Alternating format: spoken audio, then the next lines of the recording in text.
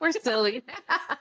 Like a kid. I get so excited for these interviews because I feel like each interview is like just I learned so much. It's great integration for us, and I don't know. They just Can make I me say what happy. we were saying earlier? Yeah. Like when we found out your age, I want to say like the thing that popped in my head was like age is nothing but a number because immediately we were like, and she's only in her 20s. Like I feel not intimidated, but like where you are, I could not have imagined being in my 20s or even my Mm. 30s. Like it took me into my, well, I'm 40 now, but it took me a long time to get to where it sounds like you have been for quite a while.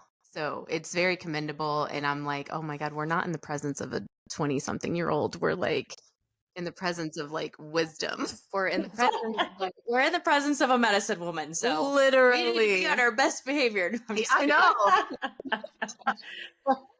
okay, Oh, so okay. Azalea, welcome to See on the Other Side. We are so excited to have you on. You emailed us I think 2 years ago, and I remember this vividly. The second I saw your email, I took a screenshot of it, sent it to Leah, and I'm like, I have to email her back. Like, she sounds incredible. And I emailed you back, and I was like, I think verbatim what I said was, I don't mean to sound weird, but I feel like I'm already obsessed with you. And I didn't hear back, and I was so sad. And I think I tried emailing you again just recently, and we figured out that you didn't receive my email. Yeah, and I was so sad. I was so sad. So Christine is in charge of like booking. And I remember every time I would see a new name on our schedule, I would be like, is this that girl? And she was like, no, she never responded. And I'm like, oh, dang it. I've Oh. said that a couple of Yeah, times. I was like, yeah, is this the one? yeah. Yeah. So So we are to honored yes, to have you. we are very excited. Um, one of the things that you said in your email is that you consider yourself a modern day medicine woman. Can you kind of elaborate on just who you are and what you're doing in this space now and what that means? Oh, yeah, definitely. Yeah, and I'm so happy to be here. Thank you for having me. I mean, I felt the same. I sent the application and I was so sad not to hear back. So I'm really glad that it all worked out and Me we too. found each other in the right timing. But yeah, this whole modern day medicine woman thing, I hold like really old and ancient traditions of curanderismo, which is healing with plant medicines, and specifically I'm Mexican and working in a lineage where I hold traditional mushroom ceremonies. And these are very, very ancient practices that date back to our ancestors thousands and thousands of years ago. But at the same time, I am Gen Z and I just like have a fun little life of my own, you know? So I just always look for ways to kind of like integrate that ancient medicine work into the modern age. For example, microdosing is like a really beautiful way to do that because microdosing is a super ancient practice that has been done in indigenous communities for a long time too. But now that it's coming into the scope of the modern world, and we have like the Fatimans protocol, which is still new, and things like that. I really like to find ways to still integrate the ancient ways of being with this medicine and making microdosing kind of like an offering to the path of life instead of just a pill that we consume. So, this is just kind of like a really easy explanation of how I try to integrate those worlds and sort of walk that path. I love that. I think a lot of times when people are starting out, especially if they are like just tiptoeing into microdosing, they kind of, it's hard to break them out of that. Like, this isn't just a pill you take. This isn't a replacement for your antidepressants. This isn't a replacement for your anti anxiety medications. There is like a practice, and you can't it's not easy to explain to someone who doesn't understand that like there's like a ceremonial thing to it or like a sacred practice to it. Um so yeah, I love that because I would like to know how to incorporate that more too into my practices, into my microdosing protocols, and also into just, when I commune with medicine in general. Like, how can we do this and also hold space for the indigenous practices of this medicine? It's not a Right. new modern thing, and everybody thinks it's new and modern, and it's not. Yeah, and part of the reason that I was so excited when I found y'all and I originally reached out is because I really loved that your podcast was one of the few like psychedelic therapy or psychedelic therapy adjacent podcasts where you talk about like the fun of taking these medicines, and how these recreational experiences can be really therapeutic as well. And just having my background and my training, I'm really passionate about like decolonization education. And I think that that's a really big part of like decolonizing even the modern therapy model, but decolonizing psilocybin as we see it today. Like this medicine is also for us to play with the spirit of it. And to hear both of you just like speak about that all the time was really exciting. And a lot of people, they know my background and they see my work. They think that I'm going to be this really black and white shaman or whatever. They start to place labels on me and they think that I'm going to be really opposed to even microdosing. But I don't think that's really a part of it. The shamanism or the practice of curanderismo doesn't need to be strict. Like it's a practice of being in deep relationship to plants and plant spirits. And a lot of that is play. That's huge. We get a lot of like sometimes we get pushback on our TikTok for being playful about it. And they're like, this is serious work. And, I think we're funny with and without that. And so, like, why would we pretend to be serious when we're talking about something like when we're not serious all the time anyway? Right. And But it's both. Yes. yes, Yes. yes. Well, we're both. Like we're a lot of things. Like yes, I can be deep. We were just talking about it before we started recording. Yes, I can be deep and have these, intense conversations and carry grief and anger and all of these things, but also I can be really goofy and I can laugh and I cannot take myself too seriously and love to joke around like, you know, putting ourselves or labeling ourselves like we have to be one thing or the other. Same thing with this medicine. Like Right. it can be all of the things. So yes, yes. Can I ask you, did you grow up with this around you? Or how did you kind of get into this space? hmm So I didn't grow up with psilocybin practices specifically, but like I said, my mom's side of the family is Mexican and they're indigenous. So I grew up with a lot of curanderismo and herbalism in the home and just like natural ways of healing. And I was also raised Christian, but my parents did a really beautiful job of always making this even religious practice about like prayers into the earth and about connecting to creation. So a lot of like the sort of concepts of how I raised were there. And then as I got older, I went into my own journey with mental health. I was depressed for as long as I can remember. I had PTSD since I was a child.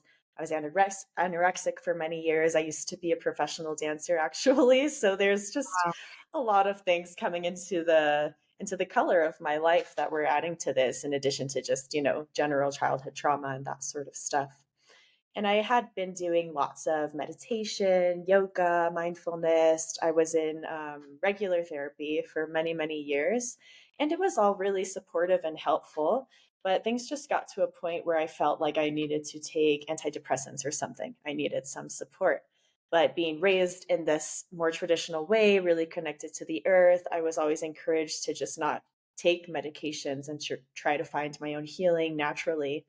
So I just did some really deep research on like, natural supplements or whatever instead of SSRIs. And I actually came across a Reddit thread for ayahuasca, as many people do.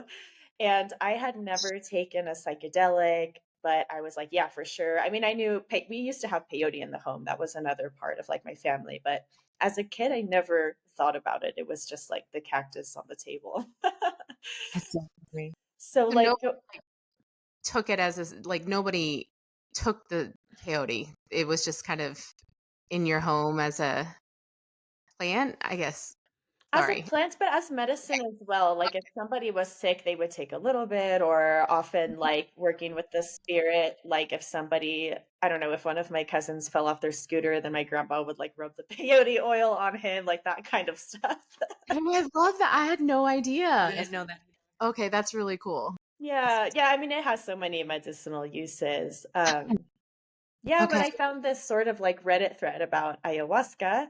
And again, no psychedelic experience, but I was like, this feels like something for me. It's done in ritual. You go visit a tribe or a clan and you sit in the ceremony. So I booked my experience. And then about a week before I was supposed to go, it got canceled. And I was really upset because I had spent like months even preparing with my therapist, right? Like on the dieta. And then I just reached out to one of my close friends who I know takes a lot of psychedelics. And I just told her, like, I don't know, maybe I should just like take mushrooms. Like, I know it's not going to be the same, but I think it could be fun. And I'm in a good mindset. I'm on this diet. And she was like, yes, like, you're going to love them. This is perfect for you right now. And we were just going to like take mushrooms in my house and like have a good time. And I've taken edibles many times. So I thought it was just going to like laugh and, that was it. But I had this huge experience of, just coming to terms with like all of these things I had been working on in therapy, in meditation, in mindfulness practices, like coming to fruition during this experience with mushrooms. My mind Like, was what do you so, mean? Can you elaborate on that? like, I had spent years just working with specific traumas that I had been going through in therapy, but I still felt like deep symptoms of depression. And when I had the psilocybin experience, it was almost like somebody flipped a switch and was like, you did the work, you can release this, like you're good. And I just felt like my depression had slipped away, like straight up. It Oh. just left. So was And this, oh, go ahead. Sorry. no, no, go ahead. I was just gonna say, so after this experience, were you like, oh wow, like I feel such a connection to this. Like what else is out there? A little bit, but it was during the experience that I had that reconnection to like Mhm. lineage and to this practice. Because while I had kind of entered the experience with this like flipping of switches in my brain, I also just had this experience of like plants and trees coming out of the walls and like wrapping themselves around me, vines wrapping around me, and the Mother Earth like cradling me like a baby. And I kept hearing these like invitation into a path of shamanism. And at the time, I didn't even know what a shaman was. I remember like Googling it after this experience, like, what is a shaman? And I was just like I could literally hear and feel the earth speaking to me and asking me to engage in this path. And I didn't know what it meant, but it felt really, really true in my heart. So after that experience, I was like, okay, well, if I tell people about this, I think they're going to think I'm crazy. But months later, I'm like, no medicine at all. I haven't taken anything. And I'm at the park and like trees are talking to me and they're like telling me to come work with mushrooms and like to come to Oaxaca specifically.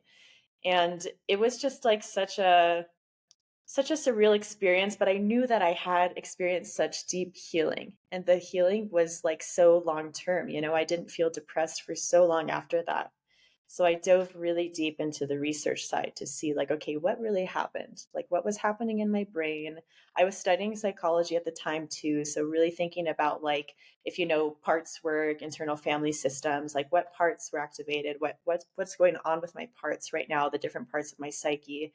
And I just went like straight into the intellectualization of it to learn what happened, at the same time feeling this spiritual calling.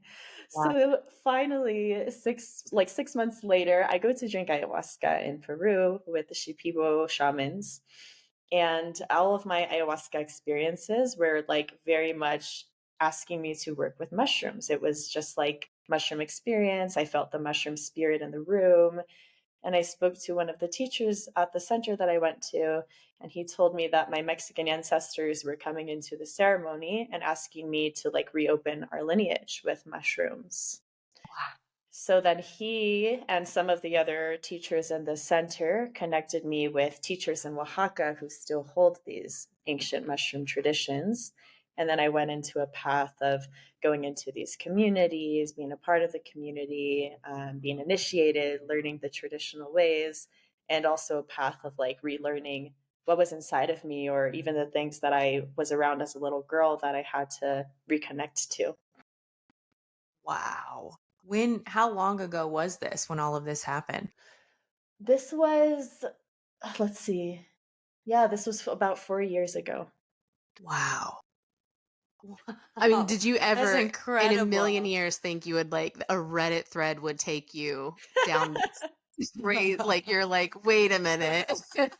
That's not what I was expecting. I was just trying to like heal some stuff and accidentally Yeah, ended up a shaman. Wow. literally.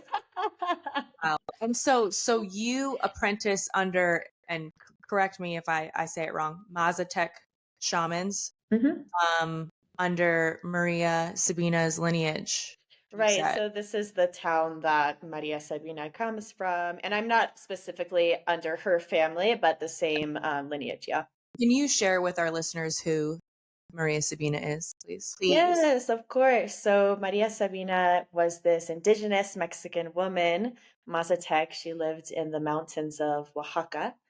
And she worked with psilocybin mushrooms, but specifically, she was a mushroom healer. So, a lot of people in this community don't often use mushrooms for divination or spiritual experience. They usually take mushrooms when they're sick, like physically. If you're physically sick, you go to see a mushroom doctor or a curandera, and she helps you to heal with mushrooms. So Maria Sabina was a curandera. And eventually, there was like a Western New York banker, Gordon Wasson, who heard about these magical mushrooms you could find in the mountains of Mexico. And he went into Mexico searching for these mushrooms and he couldn't find them. And eventually, he got led to Oaxaca. And even so, the Mazatec people would not share with him because they had to hide a lot of their traditions during colonization. So a lot of people were skeptical about sharing with people, not just foreigners, but anybody who wasn't of indigenous blood or Mazatec blood at that time. Um, so eventually, Gordon Wasson just kept going back to Huautla, this village, trying to find somebody who would take him in. And the story goes that he ran into Maria Sabina at the market and told her that his son was really sick. A lot of people don't know if that was true or not, or if he was just trying to kind of like get the ceremony. I don't Um, know. yeah, so she took him in anyways and just told him not to share with anybody her name or the location of this ceremony. And of course, he had a huge experience. Then went home to New York, wrote about it in like Life magazine or something. And everybody started flooding to Oaxaca to try the magic mushroom that he wrote about. Because at this time, people didn't have an understanding that these mushrooms actually just grow anywhere, or you can grow them yourself in a shoebox if you wanted to. So everybody was traveling to this town, Huautla de Jimenez, to seek out mushroom shamans and have this experience. And this was all in 1955. So this was like really the start of that big psychedelic boom that we saw in the West.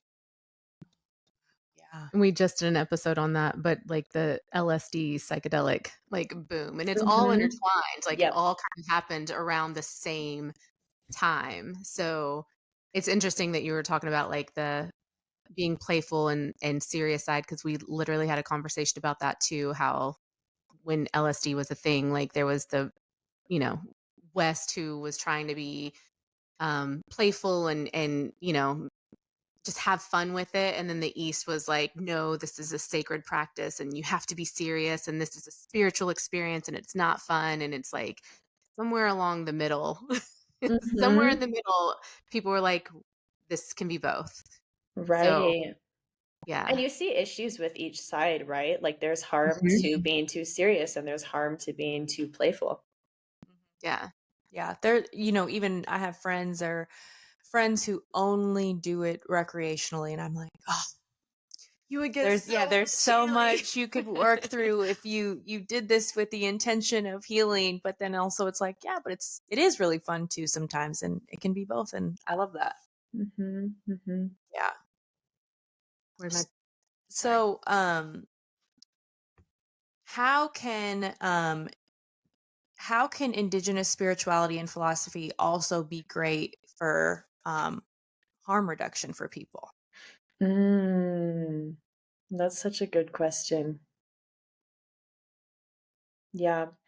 Yeah, so I also have some Western psychology background, and specifically in using psychedelics to treat substance abuse issues. Mm-hmm. And a lot of that is all about harm reduction, of course, right? And kind of like taking this route that abstinence only doesn't work for everybody. And a lot of people who are on that path to sobriety in the past have not looked at psychedelics because they've seen them as drugs. And we're in this space now where people are more open to working with psychedelics, which are drugs, which are substances, to get away from other substances. And the key to really making that work is looking at someone's relationship to what they are consuming. And that is like a very ancient indigenous practice. Like you cannot go into mushroom ceremony without creating or opening a relationship between yourself and the land that you're going to be consuming on, yourself and the land that the mushrooms came from, yourself and the mushrooms, the mushroom spirit, you know?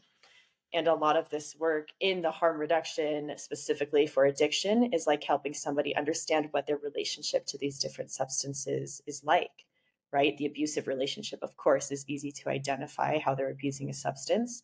But when they introduce a new substance, be it mushrooms, ketamine, etc., to try to get away from these other substances and to find healing, they have to create a new relationship to that substance. They have to think about, instead of something that they're consuming, how are they engaging with this substance? And how are they working with, in the case of mushrooms, how are they working with this plant spirit to assist them on their journey of sobriety or to assist them on their healing journey rather than seeing it as a substance or a pill that they take?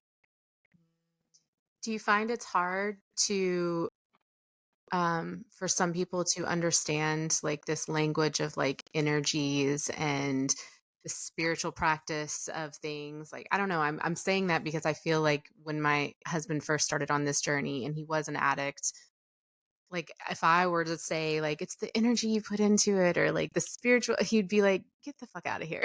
Right, I right, don't understand what you're talking about. That's some bullshit. for It's like sure. very different now, but I think a lot of people resist that type of language. And Hmm. I think our society has a lot to do with that. But how can you walk someone into that without scaring them away?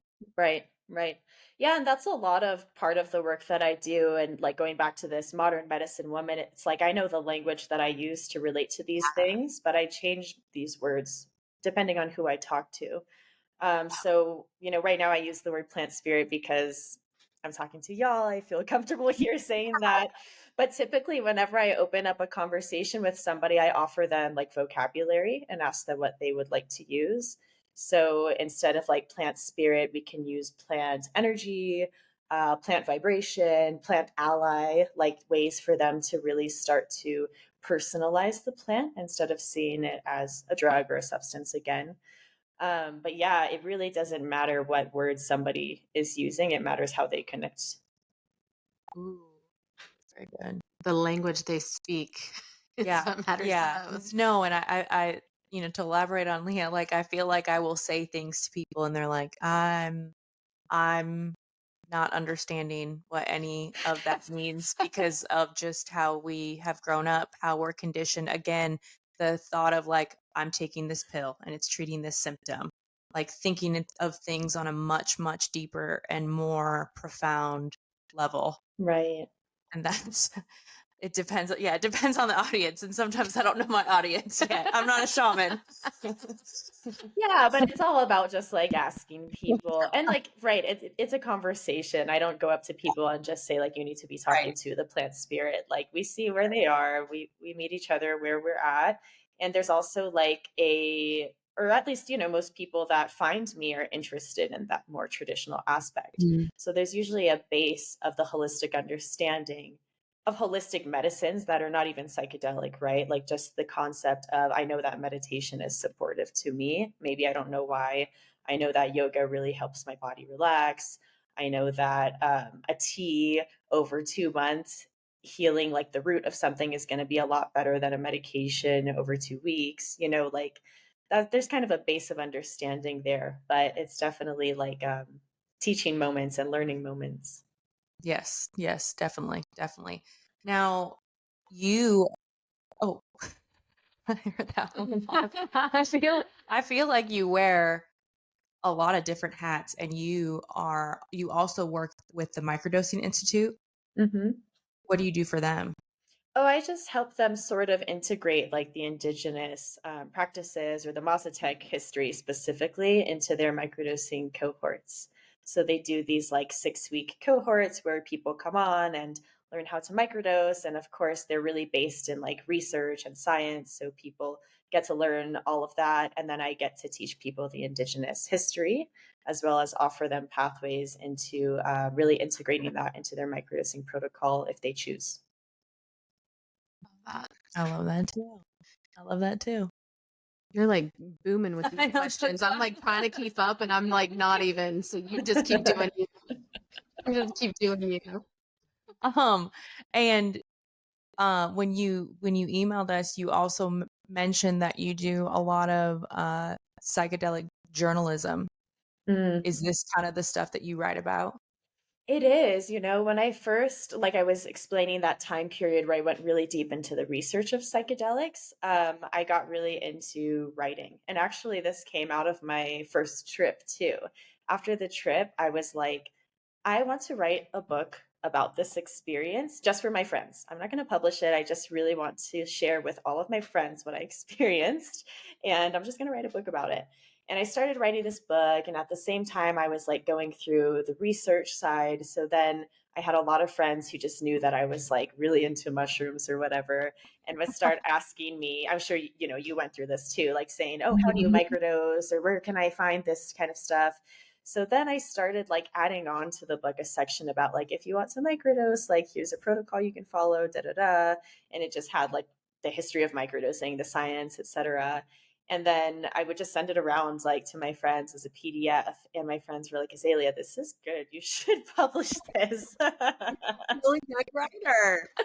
And I was like, wow, I never thought of that, but sure. So I published it as an ebook on Amazon. And then I started just like reaching out to different psychedelic companies to see if I could do some writing because I really enjoyed that. So a lot of the writing started out as like more integration content, like helping people understand why community is a big part of these experiences or how to integrate an experience, how to tell your family about psychedelics, and then eventually transitions to more of this like personal journalism or personal writing specifically about my own journey of integrating psychedelics, integrating that modern psychology with the indigenous apprenticeship and ways of like being a steward of this medicine. I kind of feel like we're a little bit of the journalists in this space, a little bit. Like Yeah. we base things off of like the type of questions that we get. So it's interesting. You're like, I'll write this little journal, and then somebody asks about microdosing, and you're like, oh, let me add that. That's kind of what it feels like when we're doing something. Is like there's like questions we don't think about, Mm, especially because we're already in this space, and then we'll have somebody new come along and ask a question, and we're like, I never thought about that. Let me dig right. into that. Let's have someone on to talk about that, Yeah. So we're doing it like not with the writing, but with the with the bringing people on and having them talk about their experiences. Yeah, And then that's it's time so to listen. beautiful. But Yeah. it's hard too because I feel like in the world of psychedelics, it is a huge like ocean of information, and it can be extremely overwhelming, and sometimes I forget how overwhelming it can be to someone who is just stepping into it or just wanting to learn something, and I'm like, "Oh my god, duh, like just google it." And I'm like, "Wait, no. It's not that easy." It really Right. isn't. So, No. No, and you're Did right. I think like being so like deeply involved, and especially with these ancient traditions that are just like a whole nother world than the psychedelic you- movement itself, I have such a hard time remembering like what it's like to be in the beginning or what kind of questions people ask, you know? So I think it's so beautiful that people are coming to you with that and you get to like reconnect to it and learn a little bit more yourself about the things that you maybe didn't think about. Yeah. And I feel like with each interview, we learn a lot and then we get to continue to spread that information with others. And Absolutely. we just keep on passing it on. And I love that. I have a question. Um, People who aren't indigenous but want to have respect for the medicine, especially like we live in Kentucky. Mhm. Do you have a recommendation on people to go about it to maybe, let's say, they don't have the resources or the means to go to Mexico and go to a retreat. They have to do it somewhere here and but they still want to be respectful. Mhm. Like serving medicine. Partaking in it. Partaking. Partaking. Yeah. Yeah. Ah, yeah. Things to look out for or like, you know, I don't know, just ways that they can be respectful. Mhm, mhm. I think it starts with gratitude, like informing yourself, having a holistic understanding of not just the people who kept these practices, but also what they went through to get these practices to the US. And the practices didn't even really travel, it was just the medicine, right? So Yeah. having that understanding, like really being in gratitude around that. And that is like, I mean, that's the key, in my opinion, to serving medicine, to consuming medicine is like being in that gratitude and being in like a long term relationship. That this is not just like a one time experience. And maybe you do only consume it one time in your whole life, but that this follows you, you know, like the integration path is like you're still walking with that plant ally. It becomes a part of your life, it becomes a part of your path. So having that understanding of the concept of right relationship, for example, which is this concept that, like, as humans, we're not in this food chain, we're in a circle of reciprocity. So, being an active participant in that is like a really important part of consuming this medicine, I believe. Answer. When you started this journey, were all of your friends and family supportive? Did they understand? Sorry, I'm sorry. I'm really sorry. No, don't be sorry. I was like, that's literally what I was thinking. Mm-hmm. I think people, I don't know. I'm still learning to this day, like how people felt about it. Because at the time, it felt so true to me that I was like, I might have to go through some shit, but like, I don't care. This is my truth. I know deep down that like this is the real work and I'm going to do it. Wow. But when some of my family members today still feel a way about it, which is so ironic because I'm like, dude, you're literally native and you're going to be mad at me for like connecting to our practices. You get a lot of So yeah, I grew up in the Marshall Islands, where I was born in the Marshall Islands. My mother is white, and she brought me to the States, and I got disconnected from my culture and a lot of my family.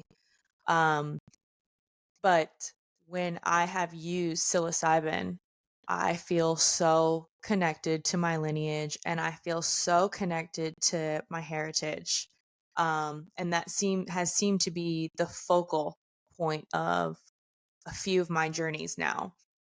But the thing that I struggle with is I get a lot of flack from my family, but it's hard because I'm like, but I don't think you understand. Like, I feel so connected, and I've always, my entire life, have felt disconnected. And this is something where I actually feel so connected to where I come from, and I don't understand. Like, I wish you could understand and experience what I'm experiencing. So then, like, to me, I feel like I'm respecting it in the most profound way. And where before I felt so lost. Right. So I just that's something that I have struggled with, is getting flack from that family where you know, we use a lot of plant medicine. I don't think that they've used psilocybin. I don't know. But plant medicine is a common practice. So just been interesting to navigate, I guess. Yeah. Yeah. Yeah. And like, I say it as if I was just like, I don't give a fuck. I'm going to do this and I don't care what people say. But of course, it was difficult. And Yeah. actually, like on that, one of the hardest things on that journey was some of my best friends that I grew up with stopped talking to me when they started seeing me post about mushrooms. And I didn't hear from them for years. And recently, literally like 2 weeks ago, I went back home to visit, and one of them reached out to reconnect because she started microdosing. And she was like, "You were right." I love And that. How that does was that huge. I mean, feel? that Yeah. was so big because I think I also maybe didn't realize how much it affected me, the time that we weren't speaking and how I felt really judged by her. But when we reconnected and she was just like, yeah, like I took mushrooms, and I was like, oh, Azalea was right. Like this is a really beautiful medicine, and it was nice to reconnect and also to not have harsh feelings about it. Like I get it. She Right. was at that point in her journey. I was on my path, and like in the midst of that, it's so hard to accept, and you just keep reminding yourself, right? I'm following my heart. I know that it's going to be okay. I don't know how, but it will be. And I could have gone my whole life not talking to her and just trusted that that was supposed to happen. But I was blessed to have her come back in and to like reconnect in that way.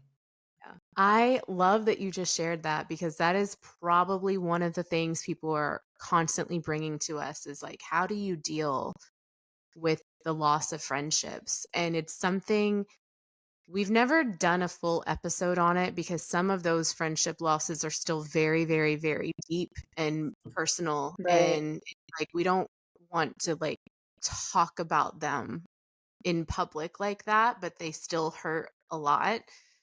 But it's also like nice to know that other people, and I hate saying it like that, but I hope you understand what I'm saying. Like it's nice to know that other people have also felt that disconnect from people that they really never expected that from. Mm-hmm. Um, because Mm-hmm. we've gotten it from family, we've gotten it from close friends, and I think a lot of times people before they partake in some type of ceremony, they think like, "Oh, that'll never happen to me though." Right. Like I've been friends with these people for my entire life and my family is super supportive of what I'm doing and then it happens and you're like, "Wait a minute. I thought you guys were going to be my ride or die." 'Cause, Yeah. it doesn't always happen like that. So I'm not trying to turn this into a question, but I kind of am now. Um, what kind of advice would you give to someone who's experiencing that for the first time? Yeah.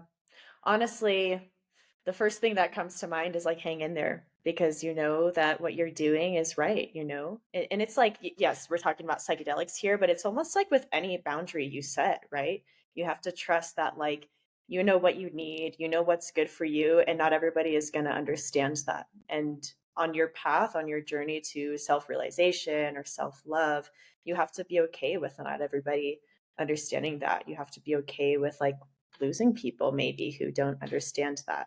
But the other little like nugget I'll drop in is that 9 times out of 10 that this has happened to me or I've seen it happen to other people with psychedelics, the people who were resistant try psychedelics and have a much better understanding of what's going on and totally change their mind. Whether or not they continue like taking the psychedelics or believe in it, whatever, usually they have the experience and they're like, oh, okay, I get it. And it's fine. Yeah. And I liked what you mentioned, that sometimes people like they come back. Like you can reconnect again. I mean, I've had that where it's people who have been like, "Wow, I really kind of judged you when you started posting stuff." And I was like, "What's she doing? She's a mom, she's this, She's doing Right. she's drugs. doing yeah, and kind of the stereotype she's doing drugs." And then it was like, "Oh, but then I know somebody it helped with addiction, or I watched this documentary, or and it just opened my eyes, because it's we don't know what we don't know. Mhm. and at the time, and sometimes people need some time to, digest some things, and maybe they're used to a certain version of you. So then when you come out and you're like, I've done mushrooms and I'm this different person now and I think differently, and it can be a lot. It is. And I understand that as well. So Right. it may be hard to kind of digest a little bit. Yeah, and kind of like back to this original question you asked about how my family and friends reacted, the majority of the reactions were like, oh, that makes sense because you've grown so much. Ooh. People like really start to, and then you become like a walking example of the medicines that you're consuming, right? Like after you come out or you start speaking about your experience, like you are an example of that medicine. And the way that you carry yourself, the way that you walk through life, people will start to notice that. Yeah. Integration right there. You're exactly right. I feel like your first instinct is to like defend and, ask why, but you're exactly right. I think the more you unapologetically show up, and it kind of resonates with some people, and I feel like they see it. Hmm. The people that Oh, we've ran away, well, they and see it. They yeah. just don't know what to do with it Right. And, yet. and even my partner, he didn't do a journey until a year after I did mine. But the reason why he chose to do one is because he saw me change Yeah. and he saw me heal day in, day out for a year, and saw how I started to get better, struggling with anxiety, depression, past childhood trauma, eating disorders, all of that. So I think when they see that transformation, it makes them, some of them a little curious, like, oh, maybe I can do that too. Something's different. Yeah. Maybe Right. it's those mushrooms she Yeah. kept talking about in Yeah. the beginning. Because this is gonna be I'm a little bit making fun of myself, a little bit. But I think a lot of times when people first do a psychedelic and they have this really, really positive experience, they wanna shout it from the rooftops. They really do, or they are, like, immediately like, "This is what I need to be doing with my life. This is it. Found it." And that high lasts for a little while, and then, like, real life hits, and you're like, "Well, maybe that's not what I'm supposed to be doing, but I was definitely supposed to have that experience, and I Right. definitely see the power in this medicine." I love that for you, though, that literally was, like, the path that it took you and kept you on. You're like, "I need to be doing something with this, Oh and I will." man. Yeah, and I went through so many waves with it as well, especially like going deeper into it. And you hear all these stories about the person who like takes mushrooms and is like, oh, I'm a shaman. And it's just like not really legit. So I questioned myself a lot, which was part of the path, Like I think if you're not questioning yourself, then you should be looked out for, you know what I mean? Um, Yeah. but I went through a lot of waves of, and still to this day, I think part of the path or being somebody who is in stewardship with these medicines, who holds this ceremony, is like being okay with having to let go of that if you had to, like not making it your identity, right? Not letting your ego get involved. And like, this is just what I do for work. And if tomorrow I go work at a coffee shop, then that's what I do for work. Love that. I do too, which kind of leads me. So feel like sometimes there's controversy or confusion with the word shaman Mm. and what that means. What would you define as a shaman? Mm, yeah, it's such a tough question because I almost feel that the word shaman should not exist in vocabulary because it's an identity, but the path to shamanism is something that you can practice. Okay. Can you I hate to say, like, can you elaborate on that? But, like, could you please, like, I'm the path processing that and I it know, makes I'm, sense. like, Yes. taking that in, I'm like, "Holy shit." I think the first time I ever met a shaman, I was kind of like you, I was like, "I didn't even know they wore regular clothes." Like, she was in my house, like, looking all normal and You're stuff, like, and oh my gosh, it's a person. I'm like, "I thought you guys lived in the mountains." have this complete misunderstanding of what the word actually is. But I like that you're saying that because it's honest. No, it's And it's true. what people think. And people Yeah. don't know, and we have to learn. And so, Right. Because shamanism's been like ripped from most of modern culture. So we don't have this understanding, right? And this is Yeah. also what I mean by like being the modern medicine woman is, people see me as a shaman or whatever, but I'm just like also walking down the street in my Air Force Ones and like my crop top. I love that. said I'm a modern medicine woman. Listen, the styles evolve. Yes. But yes, let me elaborate though, because I know that might have been a bit confusing. But a lot of people, especially in indigenous societies, like they don't like the people who you would identify as shamans, they don't like being called a shaman because it comes with a lot of ego and identity. And there's this sort of like more modern definition that the shaman is like somebody who was the chosen one and they didn't really have to work for it, they were just born into it. But the path to shamanism is a little bit of both. Like you're often born into a really difficult life path with a lot of trauma that gives you a deeper and wider understanding of the world. But the path to shamanism is like working with healing your own trauma to have that deeper understanding to bring it back to your community. Like the traditional role of a shaman is to be available for community healing in whatever form that takes, right?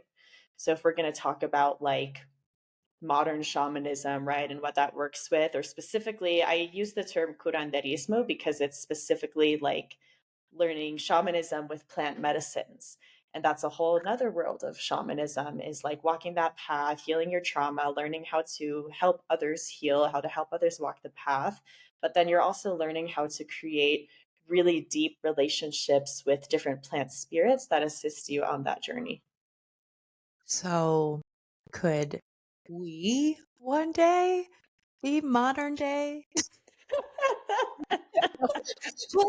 It is shaman I feel on a like plant medicine shaman journey. the way that you're saying it, it kind of reminds me of like the heroine's Heroic journey or journey. hero's journey, or the book The Warrior of Light. Like it's really just like you going through something and then sharing how you got over it or how you were able to alchemize the situation into a positive, like sharing that with other people and not withholding that information. I mean, I feel like the word has a negative impact on a lot of people, or a negative icky feeling on a lot of people. It's kind of like the word narcissist, like Mm. everybody over the word that's overused and misunderstood and misused. And so yeah, we had, when we did ayahuasca and our shaman, like people were really agitated that he called himself a shaman. And but I'm like, but I see him as a shaman. Like it Yeah. doesn't bother me that that's what he goes by. I mean, it wasn't like his name, but you know what I mean? Yeah. No, it's true. It's true. And it's like, it's a complicated topic, but essentially it's a path that you walk. And I bring this up because it's true that everybody has this within them. Anybody can really like walk that path to understanding themselves, understanding others, helping other people. But not everybody can be a shaman, and not everybody has what it takes to be a shaman. And in a lot of indigenous communities, I'm using this term broadly because I'm thinking now of Mazatec and Shipibo, like people actually don't really want to be shamans. Like it's not an exciting thing because it's really fucking hard. Yeah. Like it's a hard path to walk. So at the end of the day, like different people feel a different way about that term, but you go into training for shamanism, you learn how to walk that path. You're given sacred tools like tobacco pipe or poposhkomi, which is like an incense holder for kopal, and you're given initiation to like really learn how to use these tools. But again, it's at the end of the day, it's always up to you to create the relationship that really enables the healing that comes from these plants. I am glad that you elaborated on that. Yeah. And I was totally joking earlier. I do not want that responsibility. No. Well, I mean, it's kind of like the way that I'm saying it, like, people will call me a healer, call you a healer, and I'm like, oh, I don't like that word. Like, what? You know what I mean? Like, Right. it's like, but I know that I am because I've done these things, Right. like I'm a healer in a different way. I'm not like a healer in the tradition. I mean, I guess it is a tradition. I don't know. No, but it's like, Big there's, word. as we've said, there's healing that can take place in so many different ways. And while I Yes. do believe that the person who had the MDMA and the heart opening experience and immediately wanted to start leading MDMA sessions and they're doing really good work, it's very different than the plant shamanism where you're literally fasting for multiple weeks alone in the jungle just to be able to have experience with one plant, you know? Oh. Mm-hmm. Mm-hmm. Do you have so we're talking a lot about psilocybin specifically. Do you help facilitate with other plant medicine? And if so, Um, what is that? Mhm. So Okay. I mostly facilitate with psilocybin because that's what I've been called to work with, and it's in my ancestry, and it just feels right, you know? But I also work with cacao, but cacao is a great partner to psilocybin. Part of the path to initiation for psilocybin is working with cacao in the Mazatec lineage. So I see them as partners, these two plants. And recently I started working more with blue lotus. I know nothing about Blue Lotus. We Mm. it's I've sent you articles about it before because what I have read about it, it can really like help with like dream states. And Mhm. maybe I'm wrong about that. That's just like something that I have like learned on my own. But can you elaborate on it? I would love to learn like from you. Yes, of course. Yeah, definitely dream states. The Blue Lotus is like the Egyptian psychedelic. It was like the psychedelic of the ancient Egyptians, and they would take it for spiritual means. They would sometimes mix it in their wine for parties. It's, Ah. yeah, really, really beautiful herbal medicine. And while you're not going to have like a psychedelic trip unless you maybe drink a lot of Blue Lotus tea, you're going to have like a deep meditative state that sometimes can give you visuals, kind of like a sound bath, when you're put into really deep meditative state. Definitely for communing with your dreams. So you'll have not just really vivid dreams, but the Blue Lotus helps you to remember more of your dreams. So you can do a lot of dream work. It's a third eye herb. So it really helps with your intuition, like trusting yourself when you feel a certain way, feeling more deeply connected to your heart and not so stuck in your head. It's really good for the nervous system, so great for people who have a lot of anxiety, and also just generally good for sleep because of that dream state that it puts you in. So if you have insomnia and you drink Blue Lotus before going to bed, it's really good for you. Good to know. We haven't talked about this, and I would love to have somebody on who does talk about this, but for a minute, I was, like, really focused and trying to, like, figure out how to lucid dream. So I was that's, like, why I was, like, looking into the Blue Lotus in the first Mm, place, Yeah, just yeah, you go through a lot of I phases. go through yeah, I'm a manifestor, that's what I do. So I'm like, "How can I learn how to lucid dream?" And I literally, for, like, weeks was, like, working on practicing remembering my dreams, and that started working, and every time it shocked me. I would wake up and be like, "Oh my god, the fact that I remember every detail of my dream, like, what just happened?" Like, mm, so I stopped halfway through because it's kinda started to freak me out a little bit. Not in a nothing negative happened, but right. it was very powerful that I had the ability to do even what I did, that I was like, "Okay, this is a little much." Like, I don't know if I wanna, like, lucid dream yet. I may need to, like, work on this a little Hmm, bit. hmm. Well, you Thanks for manifested this conversation about Blue Lotus. for real. Okay, so maybe I need to, like, go back into that. This is my sign. Yes. No, she's a very beautiful medicine. Wow. And is Blue Lotus I feel like that's legal. It is. It's not okay, that's what I thought too, because you can get that. Okay, good to know. Mhm. Okay, Good to know. interesting. So, not to bring it down,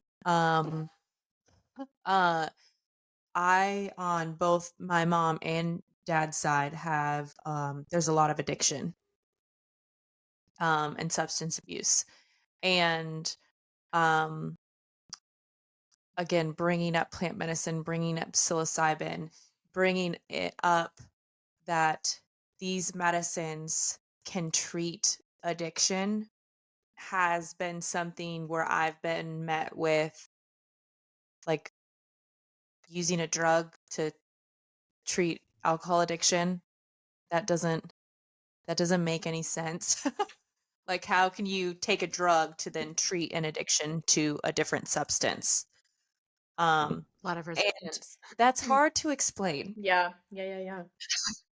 So, can you explain it? Hmm. Because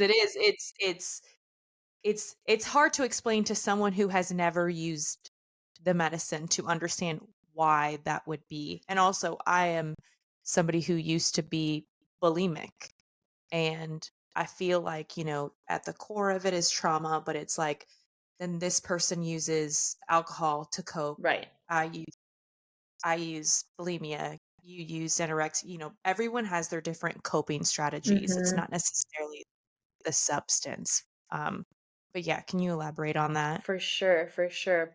I think one of the easiest ways for that I've been able to tap into that conversation is to remind people that these are things that we can find on the earth. They're natural, right? Like taking away the conversation from this being a drug and this literally being not just a plant medicine, but mushrooms are actually a superfood. Like this is actually just a part of your diet at this point, especially when somebody's like microdosing. This is like a supplement that you're taking. My family also, I have addiction on both sides of my family. And that was part of the struggle to coming out about what I do, because it was going to be seen as a drug.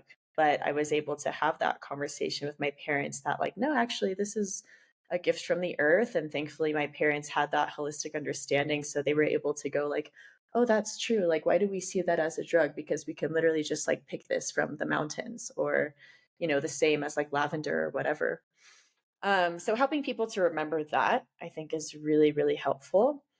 And what you're saying about this thing that everything stems from the trauma, right? If somebody that you're speaking to has that understanding already, then what you can help explain is that psilocybin doesn't shun you from the trauma. That's what all of these other drugs do. Things that we abuse are shunning us from the trauma. It actually puts a spotlight on the trauma. So it's just Yeah. very different. Sometimes you're like, I don't want to feel all this. This is a lot and it's heavy. And I Right. was pushing it down for a reason. Yeah. But yeah, no, I'm glad you elaborated on that. Thank you. Yeah. Yeah. And also just the idea that psychedelics in general will help you to explore the subconscious and bring things to your awareness. And that's so different than, like you said, suppressing something. It actually just like holds your hand as you walk the journey of your mind. Which I think it's interesting how we've been conditioned to demonize going into our own subconscious. Mhm. Right. I Like, mean, it's my head. I can do what I want with it. It's Even not hurting anybody. Right. Even what you were saying, Leah, about like dream work and how that kind of gets overwhelming sometimes. Like there's a lot of people that believe dream work is demonic, but dream work is just the exploration of your mind. Talk about literally demonizing the mind. Oh, dang. I never thought about it that way, which is again why these interviews are such Like, great how are you gonna integration. make my dreams illegal? Yes. So you live in Mexico Mhm. and you facilitate retreats. I do. Yes. I facilitate ceremonies at retreats. Yes, I would love to talk about that. We're obviously in the US. Do you do them only in Mexico? Like, tell us all of the things. Tell Mhm. our listeners. Let our listeners know. Yes. I would love to do them in the US, particularly because these retreats are a lot of land work. We work a lot with like healing the land and just ancestral traditions. And I think the US could use a lot of that love. But Yeah, yeah. just because of the legality, right, issue, I'm doing these in Mexico because Mexico were protected by indigenous law to continue these practices. Okay. Okay, so where can people find you? When is your next retreat? Give us all of the details of that as well, please. Yes, of course. So we do our retreats right now in San Miguel de Allende, which is in Guanajuato, and it's just this beautiful little village, and it's considered the heart of Mexico. So it was also very intentionally chosen for the energy that that land holds us with. And the retreats are typically a week long because I really like to give people that space to integrate. I feel like it's really harsh to just come into an experience and then go home, right? This is why I also don't like to do one-off ceremonies or even weekend experiences. We really need that space to also be in relationship with the land, with the peoples, and with the medicine itself. So we'll have like a lot of integration and preparation activities throughout the week, yoga, meditation. I do like psychological preparation with people as well. We'll typically have a microdose day, and we'll use that day as like an offering to the earth before the ceremony. We'll go into this beautiful nature reserve. We have like a guided spirit walk. And then it's also a nice way for people to experience the subtlety of the medicine, especially people who have not yet taken psilocybin. It's nice for them to take the smaller amount and see what it's like before stepping into the ceremony. And then, of course, we'll have the ceremony, things throughout the week, like cacao ceremony. I mean, I've said it, but we do so many land offerings and just really like trying to make this process sustainable so that when you leave the retreat center, you're not done or you don't feel like, okay, I'm home and I don't know what to do now. Like you really are handheld throughout that process. But yeah, you can find it on my website, which is vibrationalhealing.me, M-E, because we're all about self-healing and being your own personal healer. And the next one is in June, which is super soon. That one is for the summer solstice and also an offering to Tlaloc, which is the Aztec deity for rain, because it's the beginning of our rainy season. Oh my And then the gosh. next one we'll have is going to be in September with the equinox. Wow. Oh, I've done cacao and I've obviously done psilocybin, but I've never done them together. So I would love to try that. yeah. They're great friends. They're I mean the cacao teaches you a lot about the spirit of the mushroom. Are they good together because it's like the cacao helps open? They're both heart openers for sure. But we actually don't, well, we'll take the mushrooms with cacao seed, but the cacao ceremony happens days before the mushroom ceremony Okay. so Mm. that the spirit is working with somebody before they consume the mushroom medicine. Okay. Can people find you on social media? Yes. Okay. What's that? My We'll include it in our show notes. Perfect. My handle on Instagram is at, I'm going to say it in an English accent because it's in Spanish. So sorry to the Spanish listeners. This is going to sound horrible. You can do both. Yes, we'll do both. It's Azalea de Tierra, but Azalea de Tierra. Yeah. Which means in Spanish, like Azalea of the earth. I love that. I love that. Okay, I'm gonna do one more thing because I texted you late last night. This is what we do, like in the middle of the night. I'm like, I'm texting you this now so I don't forget, but I think we need to start asking our guests this question. Oh, I didn't see that. It was at like, yeah, you were probably asleep I was already. sleeping. I said, this is something I want to start asking anyone who has had psychedelic experience. Um, and the reason I wanted to start asking this is because we have a lot of people interested in doing journeys or microdosing, but they are afraid of something. And that's the thing that's holding them back. Like I'm thinking of like a couple of people in particular who have been putting off a journey for years because they're so afraid of what would come up. Um, and so my question that I want to start asking people who have experienced this medicine work and who are years out of it and it's not like super fresh on your mind, because I think sometimes super fresh you're like, don't do it. But my question is, what were you most afraid of going into your first ceremony, and what did you least expect to happen? Good question. Wow. That's such a good question. Wow. Oof, let's see. Mm, Take your time. yeah, I have to really think about that.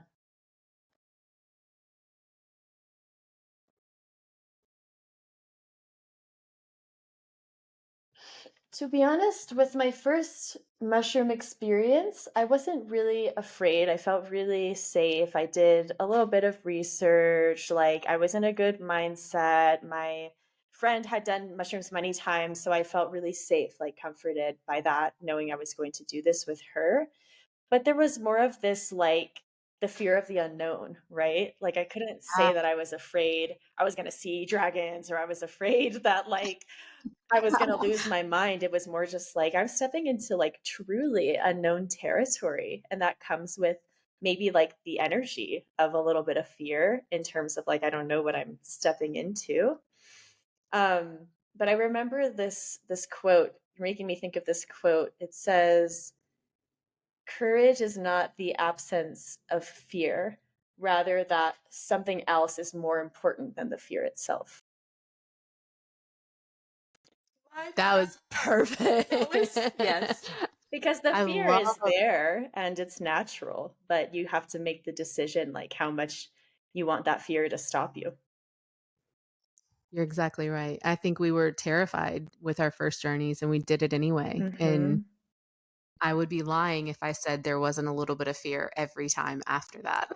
Oh, yeah, there's Because also there's always that. always fear. I think it's a Like, we're not afraid. Right. it's a little too, because you really don't know. You don't know Yeah. what's going to come up. You don't know, I had one journey where it was the most beautiful connection with my ancestors, and then Rainbows and all butterflies. good, and I came out and I was just so happy. And then another journey where it was about my ancestors, but it was like experiencing all of the generational trauma, and that was incredibly painful and took me a minute to really sit with it. So Right. the fear of the unknown The fear of the is unknown. healthy. If you weren't afraid, I would be like, that's a little psycho. Yeah, I mean, that's always there, you know, I've sat in so many ceremonies, I've led so many, and still you never know what's going to happen. But that's why I use this language of, like, long-term sustainability path, because it's a practice. You just get better at, like, being okay with the fear. Yeah. That is exactly you just explained it in a way that I couldn't. Like, you just be okay. You're just okay with the fear at some point. Well, thank you for taking the time today to talk with us. And I am so glad we were able to connect Yes. after this Yes. couple of years. We were very excited to talk with you today. We were also both incredibly nervous. I So know. I don't So know why, we nervous. just were. But I'm incredibly grateful that we had this conversation with you and got to connect. I'm so Thank grateful. you. Thank you so much for even just making room for these conversations. You know, there's not a lot of Indigenous voices that get to be heard in this space, too. So I really appreciate you bringing lineage into your podcast. Yes, Yes, thank and you. maybe one day we'll meet you on retreat. I was just gonna say I would that. love that. I would love that. Yes. Put that out there into the universe. Yeah. All right. And to our listeners, stay curious, be open, and we will see you guys on the other side.